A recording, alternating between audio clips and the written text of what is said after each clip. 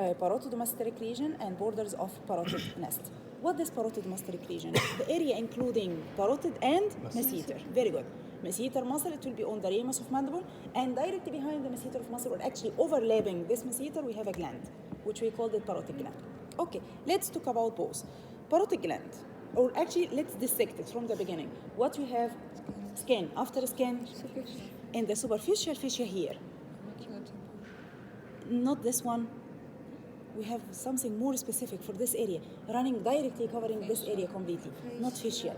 Facial piercing the parotid gland. But over parotid gland, what you have?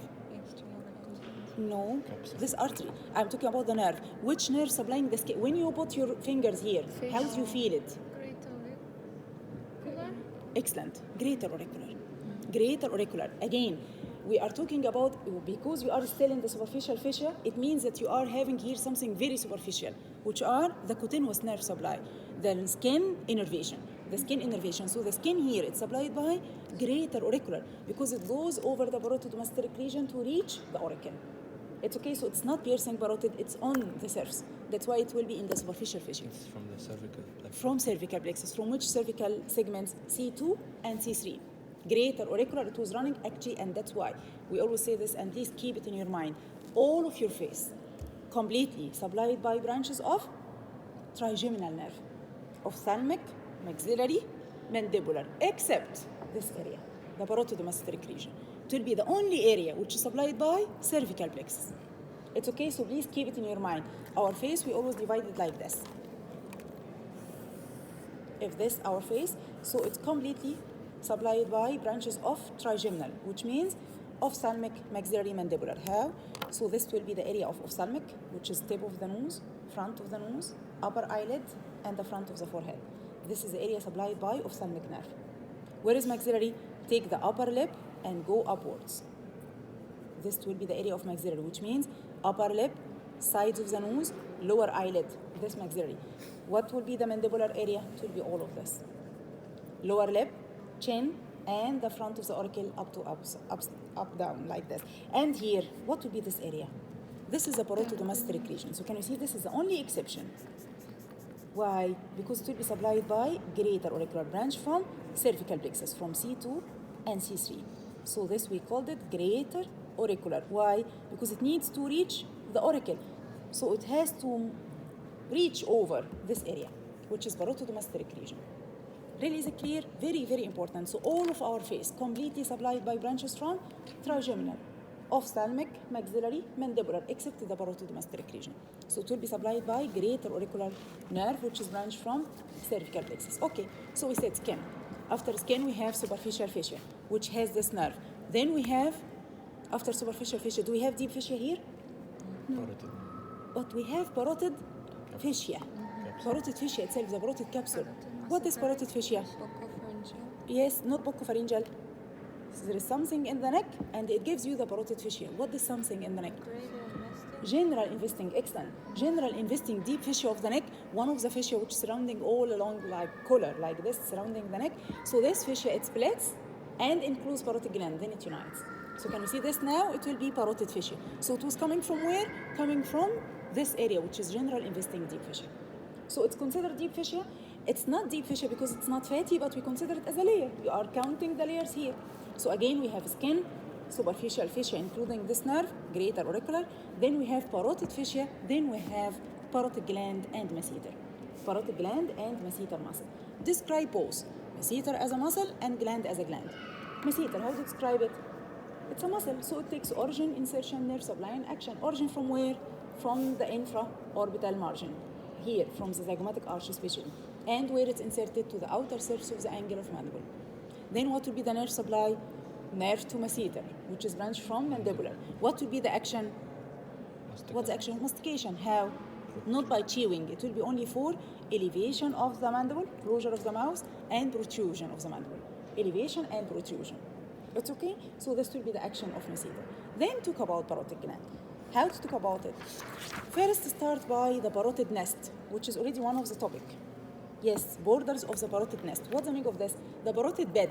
Nest, which means like a nest for the birds. So they imagine that this parotid gland is someone who's sitting here on a nest. So where is the borders of this parotid nest? We have 4 points.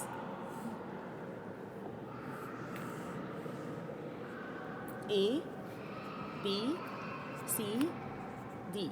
So let's describe one by one. A, it will be where, B, it will be where, and D, it will be where. A, it will be on the tragus of the ear. What is tragus? The triangular part over the ear, which we push it, you close your ears. So this we call the tragus. B, it will be where?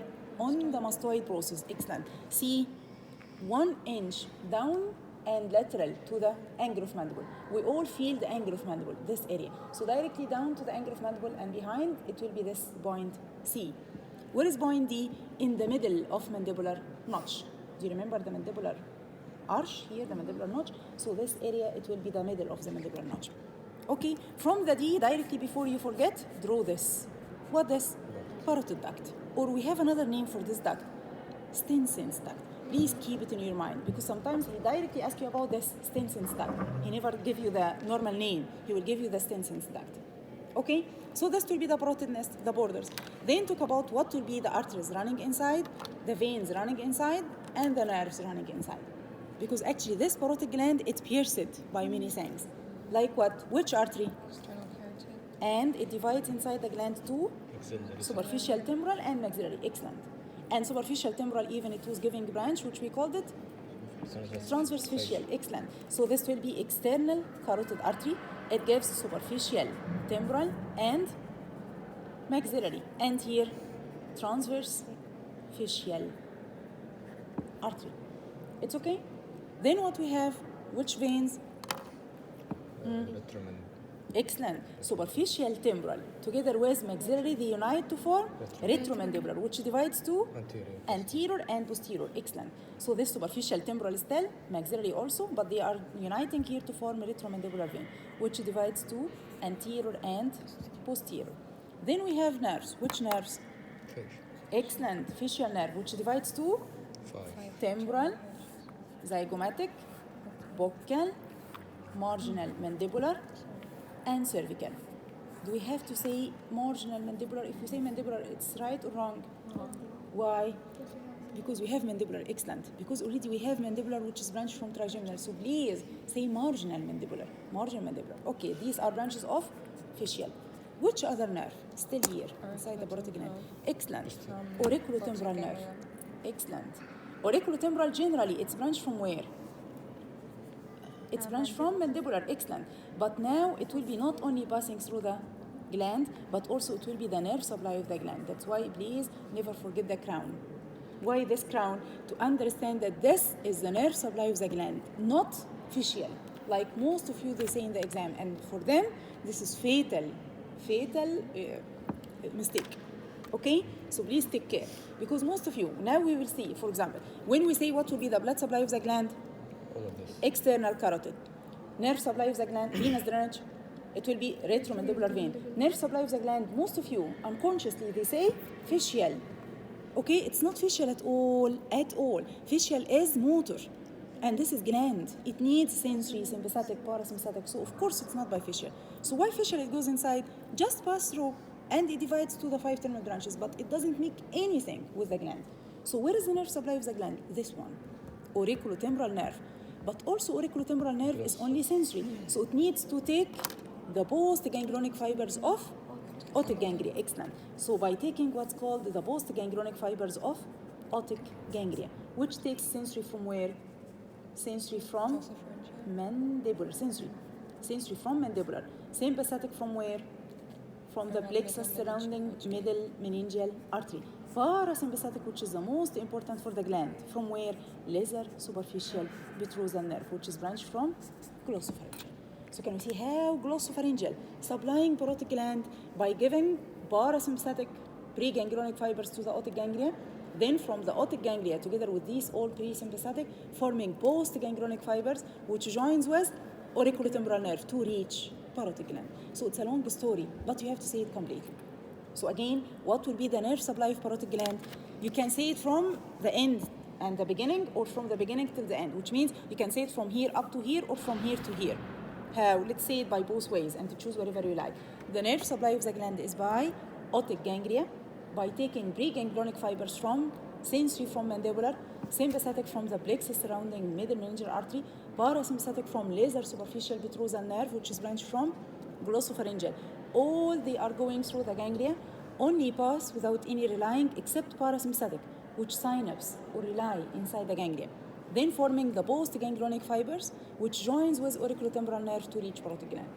Or if you need to say it from here to here, so say the nerve supply of the gland is auriculotemporal nerve by carrying, so don't stop, by carrying postganglionic fibers of otic ganglia, which takes and 1 and 2 and 3. I have a question. Does otic, like, it only supplies the parotid gland, but it doesn't need motor, but otic ganglion is the only one with the motor? Yes. For the medial pterygoid? Excellent. But what its function? Nothing. Okay. Yes, what its function? Why otic ganglia? Actually, it doesn't take only sensory sympathetic and parasympathetic. Honestly, it takes one motor.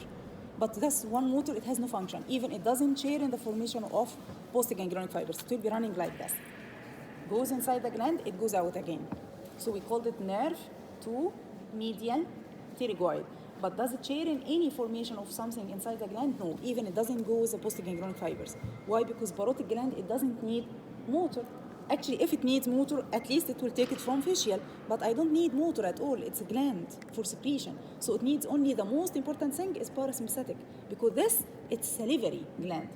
What's the meaning of salivary gland? For saliva. And saliva, it's happening during parasympathetic. And that's why even we always say sympathetic is nerve of fire and flight. But what about the parasympathetic nerve of rest and digest? Digestion, it needs salivation. Okay, so this will be parasympathetic. The otic in the sphenopalatine fossa. Otic, it will be in the infratemporal fossa. Sphenopalatine fossa, it has its own ganglia, sphenopalatine ganglia. We will talk about them as well. All of the parasympathetic ganglia of head and neck, from the lovely parts also we need to ask about. Really, they love it so much. Okay, so this, it was a parotid gland generally. Thank you.